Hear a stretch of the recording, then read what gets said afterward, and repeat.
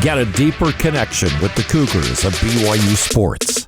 God gives us a gift, and we use that gift until he takes it away. Deep Blue. Just sitting down afterward and being really tired and thinking like, wow, I just won the U.S. championship. This is Deep Blue. Here's your host, Jason Shepard. Thanks for tuning in to a brand new episode of Deep Blue. This is the show where we get to know the person behind the number that you see on the field or the court. These are the true stories of BYU athletes from their own mouths. My name is Jason Shepard, and my guest today, so happy to have BYU basketball legend, Mike Smith. You get a smile when I say basketball legend. Are you comfortable with that? I'm a legend in my own mind, and I guess in your mind. I'm not uncomfortable with it, but I don't know how accurate it is. I had a blast playing for BYU, and I always considered it a privilege to be able to go play for the university I wanted to. I could have played for other schools, but that was number one on my list. Ever since Danny Ainge's historic drive against Notre Dame, which I was listening to in Southern California on a radio because we could get the KSL signal, and I heard Paul James make that historic call. And that radio was kind of in the kitchen with my two little brothers and my mom. I remember going crazy. I don't know why that wasn't on TV, or we weren't watching that Sweet 16, or I guess it was a Sweet 16 game, right? Propelled them into the Elite Eight. To the Elite Eight, yeah. But anyway, that's kind of my moment when I wanted to go to BYU and play for them. So it was a fun time. Well, we will certainly get into all of that, but I want to ask you about right now. And for those that aren't local or that aren't aware, you're part of the Utah Jazz broadcast team. You handle pre, half, and post on the TV broadcast with another BYU alum in Alema Harrington, who I know very well. Actually worked with Alema way back in the day. What do you do in the NBA offseason? Because it's such even though you're not playing and you're a broadcaster, it's still somewhat of a grind during the season. So when you get away from that, what are you doing? It really is. And speaking of the grind, I don't know that people realize it, but I try, and people will ask me, what's it like preparing for a game? And granted, I've done probably 20 years in Los Angeles with the Clippers. I did 3 years at BYU games, so that's 23. I think I just finished my 6th year of Jazz games, and there's a year where I didn't do Clippers or Jazz, and I just did ESPN national radio for a whole NBA season. So that kind of equates to the last 30 years of my life, having in some way, shape, or form a basketball season. And then if you go the 9 years before that, there's 9 years of playing professionally. So it's almost the last 40 years of my life I've had a season and an off season, which is both good and bad. And it is a little bit of a grind, Jason, because people will say, well, what's it like? And I said, well, it's kind of like preparing for a midterm every other day for 6.5 months. And yet you get to give your answers to that midterm orally and in front of a live audience on camera in front of thousands of people. And so A, you better be sharp. B, you better be prepared. You better be likable, and you better not mess up. Better not say anything wrong either. Yeah. And so when the season ends, I know it's true with Alema as well. We both go through this week of, it's just a little bit surreal. Like you don't know what to do with yourself for a week. And everyone's like, oh yeah, a week off, like who wouldn't love that? And I'm like, yeah, you've been doing the same thing and on a routine for 6.5 months. And if they make the playoffs, it's usually longer, which the Jazz typically have, except for the last couple of years. So I find myself lost a little bit. I find myself looking around my office, and I'm looking for stats and things to look up and read and start writing down and getting prepared for the next game, but I don't have a next game. So what do I do with myself? Jason, I have a business. I have a partner in Los Angeles. You can either call it a consulting firm or a marketing firm. And what we do is we look for mostly MarTech stuff, marketing technology companies that are on the rise. And so not startup companies, but let's call them early stage. They've been funded. They've shown a little bit of growth and traction. And then we will approach them, or they will approach us and ask us to align ourselves with them to help their reach. And so between me and my partner, we know 50 to 100 C-suite executives of the top 100 brands in the country. And so we then will facilitate their meetings with those companies to kind of, let's say, stage up their growth. So that's my day job. That's all inclusive. I guess you could say I eat what I kill. So as hard as I work is what I will earn. But I find it fascinating. I love it. I connect with people all over the country. I connect with rising companies here in Utah. And aside from that, I own pizza franchises, Mountain Mike's Pizzas, or in the state of Utah and Arizona. They're all over now, but 6 years ago, they were only in Northern California. But I went into corporate and got the rights to develop this brand in Utah and Arizona. So we now have 12 stores in the 2 states and hoping to have 30 in each state in the next 5 years, which is ambitious, but that's what we've been doing. And that's it. Husband. Oh, that's it. It sounds pretty busy. Father to my 10 children, and there's now 3 grandchildren. So listen, I don't stand here or sit here before you and think I have it all figured out. I don't. I am a humble, hardworking guy who's trying to make the most of every day and better myself and better my situation. And along the way, try and lift people, which is, I think, one constant in my prayers is every day I'm hoping to lift somebody in some way, whether that's little youth basketball I coach. It could be someone I meet on the street, could be a friend, it could be a neighbor, it could be anything. But I try to do that. I'm not great at that. You just referenced that 10 kids, and correct me if I'm wrong, 5 boys, 5 girls. I don't know how many are still at home, but can you explain what a typical day was like when you had all 10 in the house? Well, full disclosure, I'm married for the second time. So I'm married 13 years to my first wife. I had 5 children. A year and a half later, I meet my current wife, Debbie. She's from the East Coast. She's from Delaware, then later New York. Grew up there. She happened to be in California when I met her some 22 years ago. We've been together ever since. We got married a year after we met, and I adopted her 3 children. So at that time, I had my 5, which were 13, 11, 9, 7, and 5. And I think hers were, oh gosh, I want to say 7, 5, and 4. So there was an immediate influx into our home. And then we tried right away to have maybe a child, but ended up getting pregnant 10 years after the youngest. So let's say 6 years later, because our youngest was 4. And we had twins. Those twins are boy-girl twins, and they still live with us. They're 16 years old. Jackson is a boy. He goes to school here at American Heritage in American Fork. He's a musician and a dancer in musical theater. He composes, he writes, he sings, he dances, and he plays basketball. And then his twin sister, Emmy, is also in those same things: pianist, musician, singer, composer, musical theater, dancer, and she plays golf for Lone Peak High School.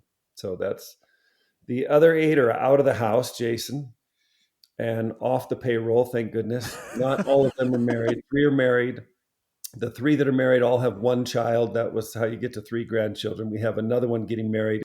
So that'll be number 4.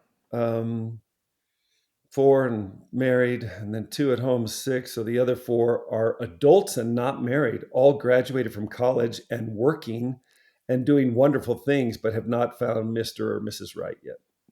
Well, that's your family now. Let's talk about your family growing up. What was your family dynamic when you were little? I'm the third of 5 children from Dennis and Marie Smith. They both come from Pioneer stock. My mom and dad went to East High School. My dad is really tall, 6'8" in his day, and an engineer, brilliantly smart, could have been anything in life. He's still vibrant as can be. He's 90 years old. My mom also went to East High School, 2 years behind him. Mom is an artist and a violinist and very dexterous. She was a nurse in her day, and she comes from like the Spanish Fork, Salem area. Her stock comes up through there. So there's music in my blood. When I said my mom's a violinist, my dad's mom sang in the choir for 40 years. My dad's dad sold suits to all the general authorities. So they both went to East High School, but I'm born in Rochester, New York, where my dad was working for Eastman Kodak Company, which was his second gig out of high school. I think he went to work in Brigham City for Morton Thiokol as a chemical engineer, then Kodak, where they lived for 10 years, the first 4 years of my life. And then my dad was transferred to Southern California, which I would call home in my upbringing. Hacienda Heights is the name of the town. My dad worked over the hill in Whittier. My dad became a salesman and was just a fantastic father, like was at every one of my sporting events and just worked his schedule around being there. I have an older brother who played basketball at BYU Hawaii. I have a sister who was a music major and a violinist at BYU. They're both tall, 6'7" and 6 foot tall. Then I'm the third kid. I have a younger brother who's now a stake president back in Virginia. He was a high school fantastic athlete. I played 4 sports in high school. He played 3, baseball, football, and basketball. And he's the best position at all those. He's the point guard, the quarterback, and the shortstop, if you can imagine. So he's a freshman when I'm a senior in high school. Although I'm 6'10", he was only 6'1", but just superbly gifted. And then my littlest brother came along 10 years after my youngest brother. So the 5th one was kind of a, late addition to the family. He's a doctor in Idaho, and he played high school basketball. He grew to 6'2.5". He's a left-hander. And that's kind of it. I come from an engineering father and an artist mother, and I kind of feel like I got the best of both worlds. I have, Jason, you'd say, an engineering mind.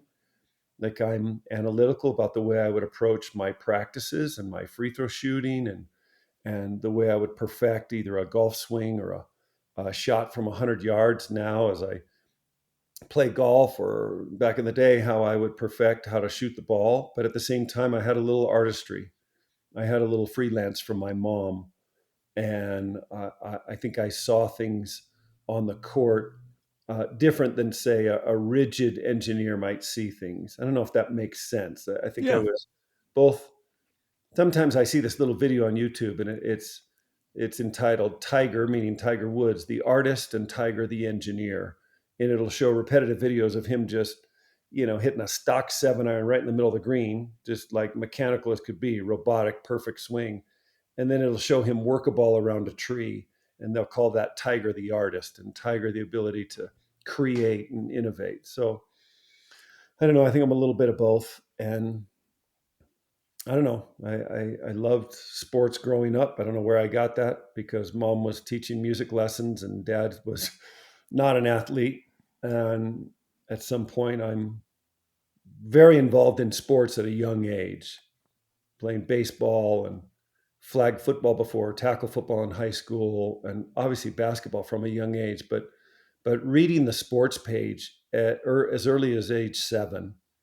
Here's a good story to give you an idea who I was. At 10 years old, 1975, the Los Angeles Dodgers at Dodger Stadium hosted the Major League Baseball All-Star Game.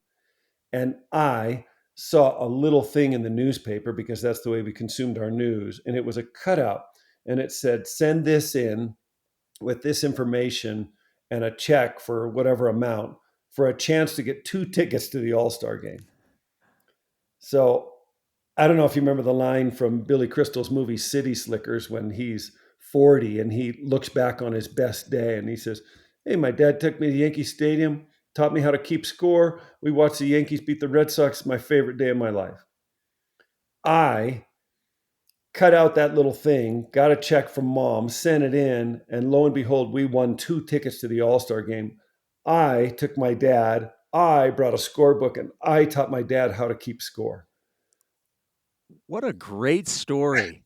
That's awesome. So, I mean, I was into it. I don't know why or how. My older brother played basketball, but he wasn't into all the sports. My sister was not into sports. My dad didn't play sports. We didn't go to games. The first pro basketball game I ever attended was probably a Jazz game when I was a BYU athlete. Like, I never attended a pro basketball game as a kid. To this day, I've never attended a pro football game, just because I only bring that up because we didn't go. We didn't do those things as a family. Coming up after the break, Mike talks about his amazing high school football career, but why he only chose to play basketball at BYU. This is the Deep Blue Podcast.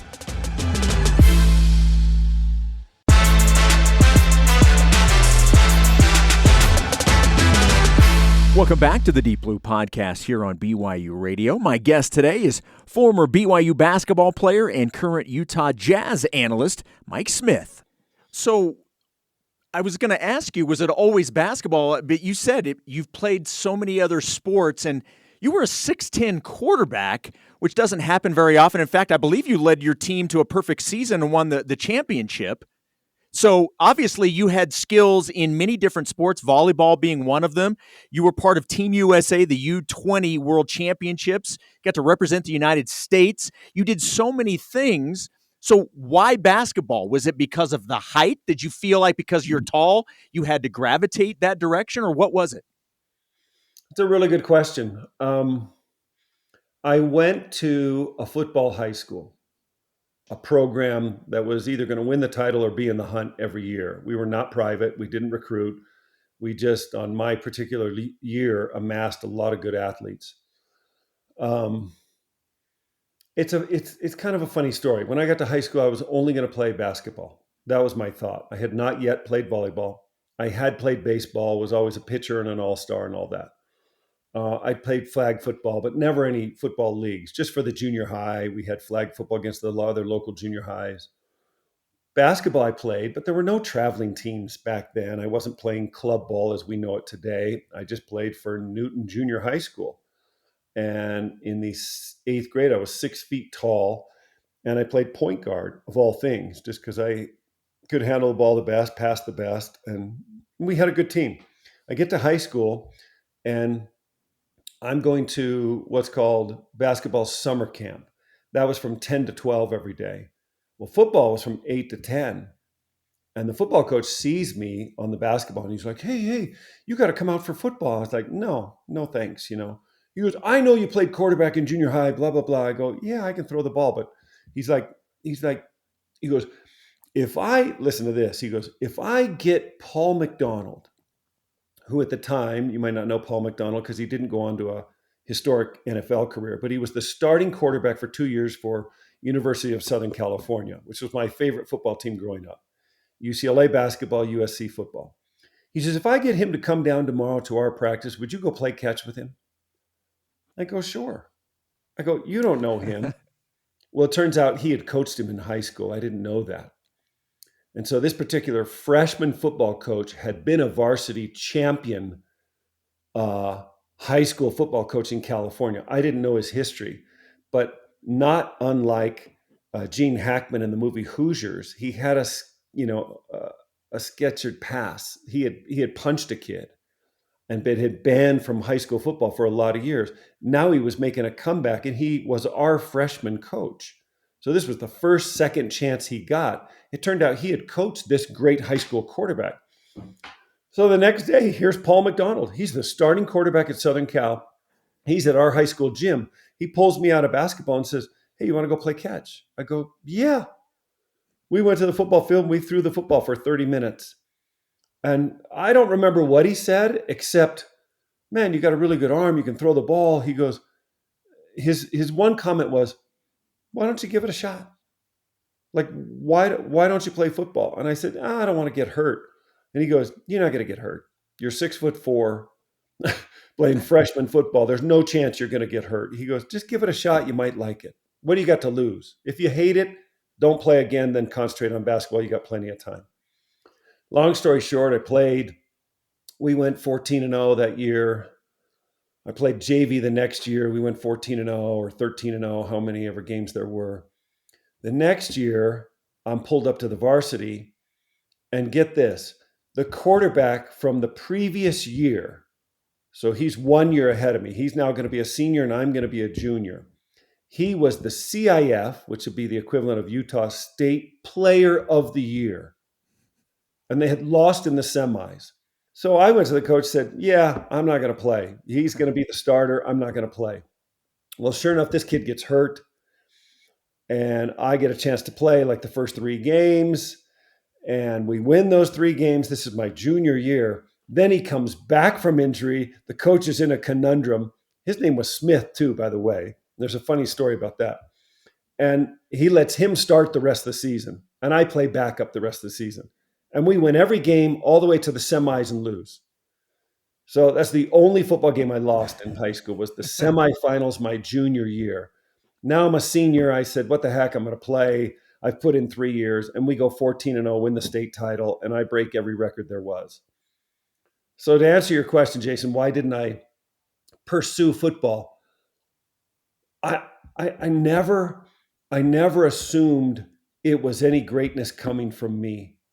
And that's the honest truth. I just thought it was the system and the players around me. And I basically did what the coaches told me. Mike, when you drop back, look at option 1, look at option 2, look at option 3. If they're not up, and throw it out of bounds. Take off and run. And I followed that stuff to a T. And I dissected these defenses. They taught me how to read cover 1 and cover 2. In high school, it was a piece of cake. And basically, Jason, as I walked up to the line, I knew who would be open every time. Now, on my right flanker, I had 6'4", who went D1 to Utah as a kicker. My tight end was 6'4", 230. He went D1 to USC, but he was the 9th pick in the baseball draft. And he played 16 years pro baseball. My left flanker was a guy named Darren Davis, who got a full ride to BYU as a flanker. He was 6'5" and led the state in receptions and touchdowns. So it's not like stacked. Yeah, it's not like, Mike, led this team to a title without any help. We were stacked. And the best part about what we did in high school was our offense, our coaches would go 2 places in the summer. They'd go to BYU and they'd go to San Francisco 49ers. And they would watch their summer practices and they'd come back and we ran all their plays. I, in high school, was running all their West Coast offense in 1982, the fall of 82, and no one could stop us. We threw the ball 45 times a game. No one had a chance. Even the final state game was like 38-14. It wasn't close. Doesn't even answer your question, right? I guess I just loved basketball. I loved how you could find a gym on your own. People would never mistake me for being a little bit introverted, but I am by nature. I'm a learned extrovert. But I think my most happy times in high school was headphones on in a gym and just by myself perfecting a craft. And so I think I loved the aloneness of basketball where you could work on stuff. And I was one of the top 12 players in the country for my age. So I kind of felt that was my best path to make it to pro sports. I think as an old guy now, I look back, I wish I had gone for football because to be a 6'10" quarterback at BYU might have been pretty fun. That could have been, well, especially since you knew the offense before you even got there. Good point. Good point. There was no ramping up. You were ready to hit the field. I blame it on the great Steve Young, who is a dear friend. And my freshman year is his senior year. And the things I saw him do on the football field, I automatically said, well, I could never do that. And I immediately automatically assumed I couldn't play college football. Yeah. But that's not true. I just couldn't do what Steve did. Right. Not many people can do what Steve did. And so you just said it a minute ago. In terms of basketball, you were one of the best players to come out the year that you were being recruited and looking for the next phase of your basketball career in college. You said at the beginning of this interview that BYU was always where you wanted to go. When you have so much success, though, in high school, and I'm going to assume anybody and everybody, you said you had opportunities to go other places. Did you ever waver that BYU was where you were going to go? Only when Frank Arnold was fired. So if you can imagine, my fall season, my senior year, is when basketball does their recruiting. Okay. That's in the middle of football season for me. So the basketball schools in the month of October, 30 of them are in my home 30 nights in a row. And I'm talking UCLA, USC, Duke, North Carolina, Notre Dame, Virginia. Every big school is in my home. I think we had 25 visits. So that's my night every night during the month of October. Now I have 4 Friday nights in October where I have football games. And I was over it, right? I was over the recruiting process. So I narrowed it down to like 3 schools. And that was UCLA, USC, and BYU, because I thought if I did play both sports, those were the 3 schools I wanted to play at. So I had that pretty much narrowed down. And Frank Arnold was the basketball coach. Obviously, LaVell Edwards was the football coach. This is Steve Young's junior year, my senior year in high school. They have a very successful year. Steve is breaking records. I love what they do football-wise. As you just mentioned, it's akin to how we played, so I was familiar with it. Basketball, BYU struggled that year. That's Devin Durant's junior year. That's Brian Taylor's freshman year. Chris Nikovich, freshman year. Scott Sinnek's sophomore year. Brad Applegate, junior year. They're okay. I think they might win 21 games or so. I can't remember if they got NCAA tournament, but I think not. Maybe NIT that year. I don't know that they won the conference. I think not. But I loved Frank Arnold. Frank Arnold was a fantastic recruiter. He was a gentleman of every sort. He was handsome. He was smart. He had coached under John Wooden, and I'm like, I'm going there to play for him. And I don't know if you remember, or BYU fans remember, but in that year there was some turmoil. They called it a player revolt. It wasn't really a player revolt, as I've talked to some of the guys, but some of the players thought Frank was too tough on them because Frank was so darn honest. Frank, after the game, would say something like, so-and-so missed 2 really critical free throws. And, I guess they didn't want to be called out. Yeah. And so those players or their parents got upset, and pretty soon this thing mounted when probably they didn't make postseason play. And sure enough, he was fired. So I should have told you this before.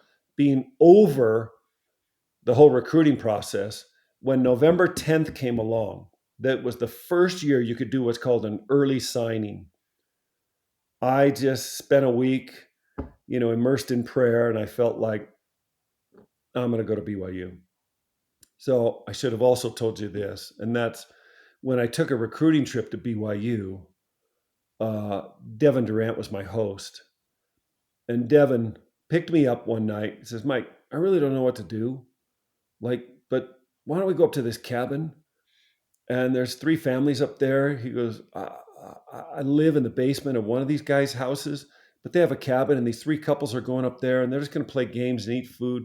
Do you want to come along to that? And I was like, sure. And I went along with Devin, and we had the best time. And Devin shared experiences of his mission and what it was like to, be in Spain as a missionary and come back and play. And I'd be lying, Jason, if I didn't say that night I had a spiritual experience. I had an epiphany. I had a warming of my soul that just, said to me as clearly as could be, this is where you want to be. This is where you should play basketball. And we were with 3 couples who were in their 40s playing board games, and me and Devin. I'm 18. Devin's a returned missionary junior, getting ready for his senior year. He must have been 21 or 22. And so I knew then. But anyway, November 10th, I signed, and I was on the phone with both Frank Arnold and LaVell Edwards at the same time. And I said, LaVell, I'll see you in August. I'm coming to throw with the freshmen. And Frank, I'll see you, when school begins, and I'll be ready for the season. I said, will you both let me play your sport for 1 year? I'm going to go on a mission. I'll come back. I'll probably choose one. And they both were on board completely. Of course, LaVell loved it because my basketball scholarship didn't count against his scholarships. Frank immediately said, Mike, you need to apply for a Kimball scholarship, because I was a 4.0 student. He was like, yeah, you need to get a Kimball scholar because that wouldn't count against his 12 basketball scholarships. Right. 15. So they were making these moves behind the scenes. But anyway, somewhere in April there, BYU fires Frank Arnold and LaVell Anderson gets the head job. I don't know LaVell. I don't know anything about him. I've never heard of him. He's never called me.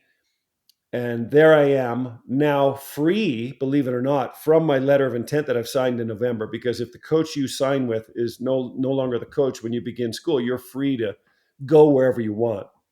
So I didn't revisit other schools at that time, but that option did exist.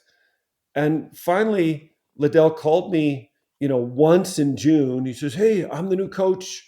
I heard good things about you. Can't wait to see you up here." I was like, great. It was like a 2-minute conversation. I was like, okay.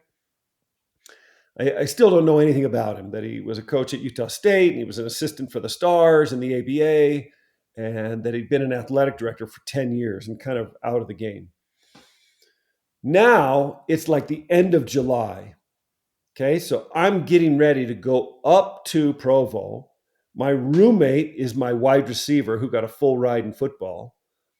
And we're going up together to throw like a couple weeks before the school season begins, as the newcomers do, to like quarterbacks throw with the receiver, start to go through the plays and, early fall football.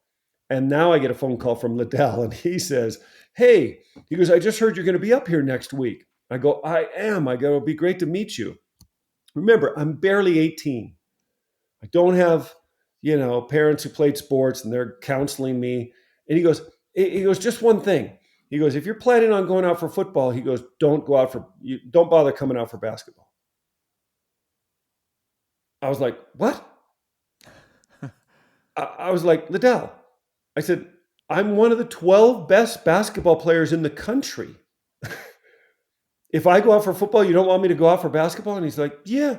He says, "You'll be late. You'll be behind the scenes. You'll be out of shape. Football shape's different than basketball shape. Don't even worry about it."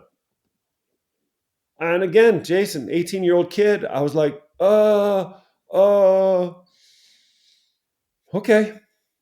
And I never went up for football. And that was the end of the football career right there. That was it.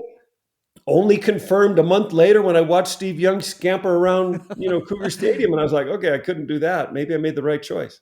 But that was it. So I was basketball only at that point. And anyway, that's probably too much information, a long story, but that is all of the background. I kind of now looking back wish I had played football, because I'm still a slender body type. I'm still 6'10", 225. That's what I played at.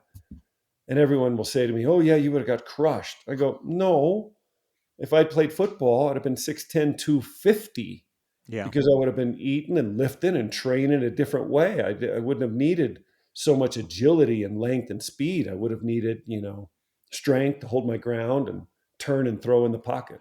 Our interview with Mike Smith was so great, we just couldn't fit everything into just one episode. In part 2, we talked to Mike about his days playing at the Marriott Center, not having the professional career he was hoping for, and how he transitioned from the hardwood to the broadcast booth. My name is Jason Shepard. Josh Bergstrom and Ben Hall produced this episode. Deep Blue's senior producer is Cleon Wall. You can download and subscribe to Deep Blue on all podcast platforms or find all episodes on the BYU Radio app. Deep Blue is a production of BYU Radio.